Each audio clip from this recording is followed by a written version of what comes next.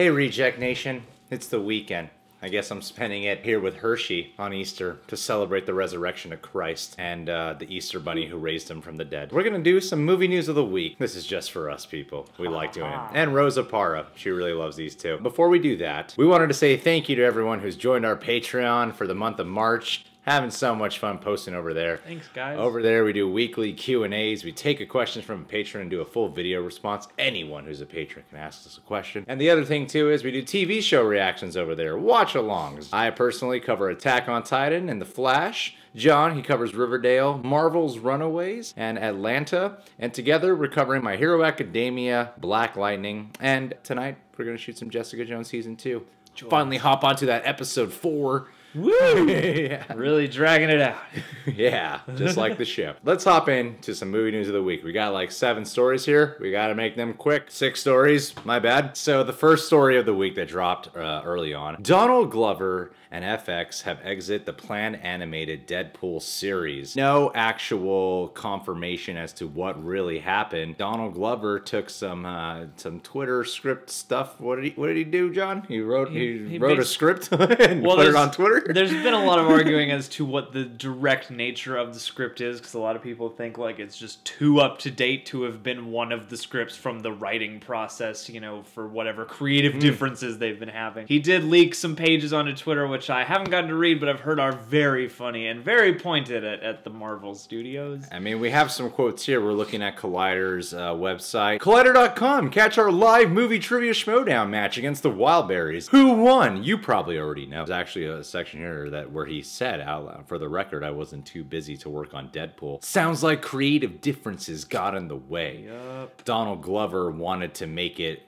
you know, funny. And they said, we don't like that tone. Here's some quotes from the script pages he leaked supposedly, but it sounds like he just wrote them. You know, I'm not mad about this whole cancel thing. Obviously, he just wrote this. I actually think it's a good thing. I mean, is it even a good time to have a violent, gun-loving white man ranting on TV? Hard sell. Other than the president. I mean, I get it. Maybe they just want to sell toys. And this style of comedy isn't it. It's more, haha, but I'm mad. I get that. Oh, interesting. Interesting. Sounds like Donald Glover wanted to make some comedy that actually mattered with this show. Deadpool even gets to the fact that the whole writing staff was black. Do you think they canceled the show because of racism? Yeah, but all the writers were black. And the references were pretty black, too. I heard they went over the lunch budget ordering Jamaican food at least once a week. Oh, what? The Marvel stuff I said in it? All I said was Marvel was trying to sell toys to 7-year-old boys and 50-year-old pedophiles. That's just funny. They're cool. I get it. They get it. Marvel hits don't stop there, people. It just feels like everyone wants something different, but nobody wants to do anything different with it. Doesn't Marvel have enough feel-good minority shows everyone supports but doesn't watch? I mean, I think our show would have been funny. I just wanted a place to be honest, tearing up. And I guess that place is Freeform. Oh man! Wow, that's just experts from the script. Man, we should probably read the whole script. Maybe we'll just do a video where we just read the whole script. Yeah, and see everything he says there. Live reading. Dude, he's pissed. Now seeing this script, I want to see all the other scripts. Yeah. Like it seems like he has a great grip on Deadpool's tone of voice. And he would have had a different approach to Deadpool's tone of voice, which is what the show would need. You don't want something where they're trying to exactly be Ryan Reynolds as Deadpool. This would have been a different approach, and I feel like this could have even been more meta, especially with the kind of shit he's just saying here, you know? Yeah, he's just taking some obvious jabs. It's animated and on FX. It sounded like the perfect thing to happen. That would have been a great marriage right there. Yeah, I'm a little bummed out. That's Donald Glover for you guys, the guy who gets involved in projects that have creative differences. Hey, we just talked about some Marvel. Let's talk about some DC stuff. Oh, guess what, guys? We haven't seen an Aquaman trailer yet. What? What? And you know what's something to say about that? Jimmy Wan. Jimmy Wan. He said, hey, friends. Hi, friends. I usually do my best to avoid internet noises, especially fabricated distractions. John's totally judging my Australian voice. No, I'm just waiting to read the next one. But teaser trailer going out this weekend was never in the books, despite what some claim. It's not because of anyone or any nefarious reason holding it back. It's my... Oh, man. Oh, taking responsibility. I'm simply not ready yet to share This movie is filled to the gills, with VFX, and the process is slow and laborious as a sea slug. Puns. Yes, even shots for the trailers take forever to do, and I refuse to put out anything that might be construed as subpar. I know it seemed like nothing but... So I used to do with my old James Wan impression. Yeah, we're earning points today. Yeah, we're earning points. Diversity. I know it seems like nothing much is brewing above the surface, but I can assure you, we're working nonstop under the waves. I hope this is how the script is. A lot of fish puns. I like it. And yes, I plan to use oceanic puns references every chance I get. You know, John, TC is probably playing it smart after the lackluster box office response to Justice League. And the lackluster critical and audience response to most everything else they've done. It's probably best to wait till the VFX is complete on the trailer. I actually haven't seen any movie news on this, but I'm sure a Campia or a Merle or a Harloff has probably said something like that. And yeah, they're all absolutely right. Okay, you can go down. This is a smart move on James Wan's idea. Like, you want to introduce this well, and especially when the idea of doing this underwater movie, which sounds so hard to do, you gotta make sure that the first time you're presenting footage will be, whoa, I gotta see that. Even if it's just for the effects. Yeah, you gotta make a good impression. The first teaser trailer is not gonna have to sell you on the story. It's gonna have to sell you on the world, and if the world looks believable, then you can be engrossed in it. So yeah, dude, take your time. Wait till November if you want. I don't care. Just get it right. I've heard some speculation that, you know, they probably want to wait till after Infinity War, and that seems like a smart idea because just anything superhero you put out before then is just going to get crushed under the weight of all that hype. And James Wan, man, he seems like a smart, sharp filmmaker. I believe this coming from him. I don't really have any trouble accepting this. Like, yeah. Is this another cover-up that the DCEU is in trouble? I don't think so. Yeah, I don't know. My compass inside says nah. John. Oh boy. There's more Wonder Woman news. Ooh, what's new? What's new with the Wonder Woman? The guy who got his head smashed in Game of Thrones. Oh yeah. Which I'm pretty sure is the only thing he's known for. Yeah, nothing else. Nothing else. Nothing recent. You'd think he would have a better career. Pedro Pascal, who you guys might know from Kingsman, The Golden Circle, Narcos, and The Equalizer 2. Oh, hell yeah. We've all seen that already. Most definitely, I have. Do we know who he's gonna play? Yeah, he's gonna play Wonder Boy. Oh, thank God. Well, yeah, we have no idea who Pedro Pascal is going to play. But you know, John, as in a movie news segment, we should probably talk about, you know, how Pedro Pascal's a good actor. He's a good actor, and Wonder Woman's about, is real about diversity, and Pedro Pascal being from Latino or Mexican or Hispanic or whatever the proper word is. Yeah, he's not just a white dude. That Chris Pine bodes well for a diverse film. Sure. So yeah, keep the diversity train rolling. Good. And Pedro Pascal is a pretty damn good actor. Yeah, I mean, this movie news doesn't give me much other than, oh good, another good actor will be in this. You know? Yeah. Oh, I'm so excited to watch Pedro Pascal and Kristen Wiig bounce off each other. Yeah. Definitely bringing those comedy chops to the dream team. Oh, look out now. My man Simon Pegg's spouting off some shade right now. Getting mad. This is the month where celebrities get mad at studios. Diversity or something. Man. I think it was poorly marketed, to be honest. If you look at a film like Suicide Squad, that was around for such a long time before it finally came out and people were so aware of it. Whereas with Star Trek Beyond, it was left too late before they started the marketing push. It still did great business, but it was disappointing compared to Into Darkness. I was really angry about that because it used sabotage, which was a surprise moment at the end. It was supposed to be very fun and heightened twist and something I can't do this. And something that was a big surprise, and they blew it in the first trailer, which really annoyed me. They also made the film look like a bone-headed action film, and they were scared, I think, of mentioning the 50th anniversary. It was fumbled as a thing. They didn't know what to do with it, and it's a real shame. But I came away from it really, really happy and very proud of it. But I came away really happy. I like the film, but you guys fumbled out the gate. You know. I did not think Beyond looked that good. Honestly, I don't really remember Beyond. I remember people really liked Star Trek Beyond. I remember liking it, but yeah, I remember the stuff I saw in the trailer. I remember the trailer better than I do the movie. Yeah, and I remember liking the movie, and I remember people saying that the movie was a little more toward the Star Trek end of the spectrum for real. And yeah, like Sabotage would have been a fun surprise or whatever. I don't know. I guess I get why he's mad. At the same time, that trailer caught everybody's attention, so I don't know. Well, why is Sabotage a big deal again? Because it was like Chris Pine is James T. Kirk's intro song in the first one or something when he was a little kid. Oh, is that it? I don't know. I thought it was just like, oh, cool. Or yeah, something about that. It's been being reprised. We need to do some research. Guys, through the power of YouTube, John and I found the first scene James Tiberius Kirk was introduced in the Star Trek reboot. And James Tiberius Kirk! It was the Sabotage song. I guess if you're like a hardcore fan of the reboot, that's a big surprise or something like that. I don't know. If I really remembered that from that scene, that would have been a really cool callback. As it stood there, at least in terms of advertising, I was just like, oh, this isn't the tone I was expecting for a Star Trek trailer. Yeah, I agree. It looked like a boneheaded action film. It looked dumb. It looked like, man, Star Trek is not Star Trek anymore. It's just some silly action fest. When Simon Pegg being behind the script, and it has like really good dialogue in that film. I remember it's like really witty with its script, and none of that is really showcased in the trailers. Beyond was poorly marketed. However, Star Trek is a franchise where they've always been up and down with their movies in terms of box office or critical reception. It's always been that way. Who makes Star Trek? Paramount now? Are they the studio? DC.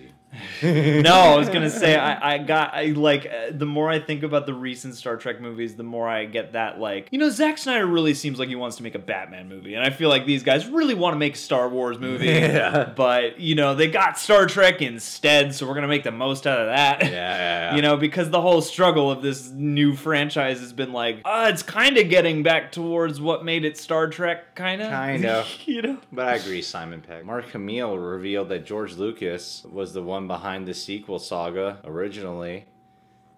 We're not done talking about The Last Jedi. Oh, man, I'm not tired of and afraid. I happen to know that George didn't kill Luke until the end of episode 9, after he trained Leia, which is another thread that was never played upon in The Last Jedi. George, he had an overall arc. If he didn't have all the details, he's sort of an overall feel of where the sequel trilogy was going. But this one's more like a relay race. You run and hand the torch off to the next guy. He picks it up and goes.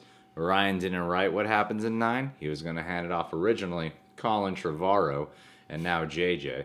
It's an ever-evolving, living, breathing thing. Whoever's on board gets to play with the life-size action figures that we all are. Wow, sounds like Star Wars is really just a movie made from studios and not what people think it is. It's not some grand hive brain that spits out the next installment of the story every year. I've completely forgot. Did we hear that Colin Trevorrow was supposed to do the next? Yeah. And then he stopped, and then it was J.J. Abrams eventually. Yeah. That would have been cool. I have no idea how Star Wars fans have responded to what Mark Hamill has said here. One side of me goes, there's probably a large people who are like, that would have been so much better. Oh yeah, I'm sure this is only fueling the hatred of The Last Jedi and also fueling the backlash of Star Wars is to change. And I think too that I don't think George Lucas probably would have done a good job, honestly. Maybe. What makes you say that? Well, he did American Graffiti and he created A New Hope. Terrible films. After that, most of the movies he did were pretty good. Pretty great. Those two just really put a bad taste in my mouth. Hey man, 2 bad apples doesn't spoil a batch. Bunch, bundle, bushel, whatever. Transition. Hey, look who's back. Speaking of Colin Trevorrow, Jurassic World 3 now has a director. It's Colin Trevorrow. This is how I felt when I learned that J.J. Abrams was going to direct Star Wars Episode 9. Maybe a little more in the O side of the spectrum. Trevorrow is the J.J. Abrams of Jurassic World. Park, yeah. And Trevorrow got JJ'd out on Star Wars. Isn't that interesting? Yeah. That's fascinating. Who's doing the second one? And who is he replacing who was supposed to do the third one? I don't know. Josh Trank was supposed to do the third one. They were like, no, we gotta get Colin Trevorrow back. J.A. Boyena. John Boyega. J.A. Boyena. Bayona. J. Banana. Hey, there's a thing here about how Trevorrow way back when mapped out a 3-movie arc. Yes, absolutely. I know where I wanted to go. I remember telling Stevie Spielbigs, even while we were still making the first movie, this is the beginning. Here's the middle, and here's the end of the end. Ah, that's how trilogies work. This is where we want to go. I feel like that kind of design is crucial to a franchise like this if you really want to bring people along with you and make sure they stay interested. That's true, man. There's a lot of depth to this trilogy. It needs to be thought through on that level. Absolutely. And I really 100%. Feel like the first movie and then the trailers for the second one are really getting exemplary of this excited. point. It doesn't just look like a cash grab for more dinosaur action. There's it can't be arbitrary, especially if we want to turn this into a character-based franchise. Totally. That's what we're all turning in for. With people who you lean in to follow what they're going to do. Oh my God, the internal conflicts and the motives of these characters. At the end of this movie, it's not a cliffhanger, but it's designed for people who want to know what's going to happen next. Whereas the earlier Jurassic Park movies had pretty clear definitive ending. They were pretty much episodic. In working with Derek Connolly, my co-writer, we were also thinking about where it was going to go in the future. I mean, this makes more sense to get Trevorrow back as opposed to J.A. Boy. But I felt like J.A. had like a whole special idea for what he wanted Jurassic World to be, and the fact that they're going back to the first director, that kind of just makes you do the head scratch and go, maybe they're not so confident. Or maybe they're like, we don't want to get too different from this. Yeah. I got weirdly that idea almost from the Star Wars decision. I was like, whoa. We don't want to get too out there. Come on, Rian Johnson. Let's stop. Yeah. We'll give you your own trilogy if you want to pull that shit. Yeah. The second one better be like amazing if he's like saying shit like this. Yeah, like I like the concept of what he's talking about here, and I'm all for making our fun blockbusters, better films. Sure, the first movie isn't really exemplary of these things to me. I mean, the first movies always end with, maybe we shouldn't have dinosaurs anymore. And then the trailers for the new ones and essentially the openings for the new ones go, I can't believe there's still dinosaurs around. Yeah, right? Didn't we learn this lesson, or haven't they either taken over or died out again? I don't know what different shit he's talking about that Jurassic World has opened this landscape for. Especially because they're all in the same universe, and like, if that's true, I just gotta believe that like it's a world where all humans are kind of thick, because like this has been a bad idea every time. Yeah, he's like talking about making a character-based franchise, and I'm like, who loves these characters? I love the way whatever her name was super into her job and nothing else, and that was all her character was. That's what I'm saying, like Fallen Kingdom better represents some of whatever you're talking about, where it ends in a way where I'm like, yeah, I wanna see this conclude or something. I don't know. Or at least it just gets me excited to see it again and not weary. Jurassic World kind of makes me weary about Jurassic World 2, and that's not how I wanted to feel at all. I hated your characters, and that's why I don't like that movie so much. I'm like, the fun stuff is great, and the characters kind of suck. My favorite scene out of the first Jurassic Park is when they're all at the table after they've all learned about dinosaurs, and Jeff Goldblum, Dr. Malcolm, is bringing up everything that could go wrong about this, and they're having a really strong debate. And the who's the guy who opened up the Hammond? Yeah. Richard Attenborough. Yeah, when they're bringing up, no, here's why it's a good idea. When that scene always makes me go, I see both of their perspectives really well. Yeah, and there's an element of science to the science fiction. Yeah, and that's not just designs. Here, it's a commentary. I don't know. Maybe it'll be good. And I mean, the Indominus Rex thing like borders on that, but mostly the point of that becomes cynicism over anything, because they're like, people want a bigger, scarier dinosaur, and I'm like, you don't have to be brilliant to know that this is a terrible idea. Yeah. Like, the T-Rex broke out, and you made something bigger than that? Like, what? Science? Anybody? No? Alright. Well, guys, that's our movie news of the week. Which story here stood out to you the most? Do you wish the Deadpool animated series was still happening? Are you pissed that we still haven't gotten an Aquaman trailer when the movie is only 8 months away? Wonder Woman 2 cast Pedro Pascal. Are you from the Latino heritage and you were excited for this? Simon Pegg, do you agree with the marketing? Made you like Beyond. Mark Hamill, George Lucas's would have been better, am I right? And Jurassic World 3, oh boy, the mythology. Guys, you can subscribe to The Real Rejects. Click that notification bell to get notified whenever a video of ours is up. And hey, check us out on Patreon. Plug.